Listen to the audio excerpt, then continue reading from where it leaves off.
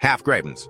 These toxic gases traveled downhill, being confined by the river valley until it reached a bend in the river where it began pooling to lethal concentrations due to regional topography causing it to become trapped there. As a result, thousands immediately dropped unconscious and died, with a similar fate occurring to those who were sleeping, quietly being asphyxiated en masse.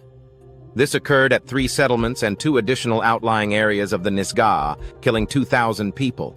The advancing basanite to trachy basalt lava continued downslope, eventually burying a fishing camp at hour 17. At hour 23, the lava flow reached a series of smokehouses, and as the lava turned the corner west into the Nass Valley, it diverted the pathway of the Nass River further northwards.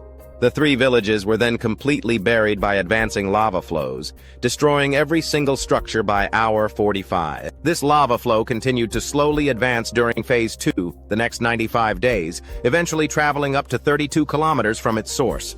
A spatter rampart then began to grow, with 3 sets of vents ejecting moderate amounts of ash and feeding another lava flow which would reach the smokehouses 5 days later.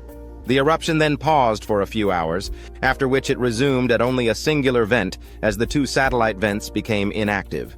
More Phase 3 and 4 viscous and gas-rich magma then began to erupt, resulting in the generation of a 5-kilometer, 16,400-foot-high eruption plume, which ejected larger amounts of ash. A cinder cone started to grow during this phase, via intermittent explosions of tephra, which largely fell close to their source vent, creating a growing cone. The violent strombolian phase lasted for 10 days, feeding a more viscous lava flow, which eventually came to a halt, by which the finale phase of the eruption caused declining activity to collapse part of the northern cinder cone. In total, this eruption lasted for 120 days, covering 37.31 square kilometers or 14.41 square miles in a fresh layer of lava. The lava flows would take more than a decade to completely cool. This eruption proves that under a narrow set of circumstances which vary from volcano final thoughts to volcano, that even an apparently not very dangerous volcanic system can prove to be quite lethal, which is why each and every world volcano needs to be studied.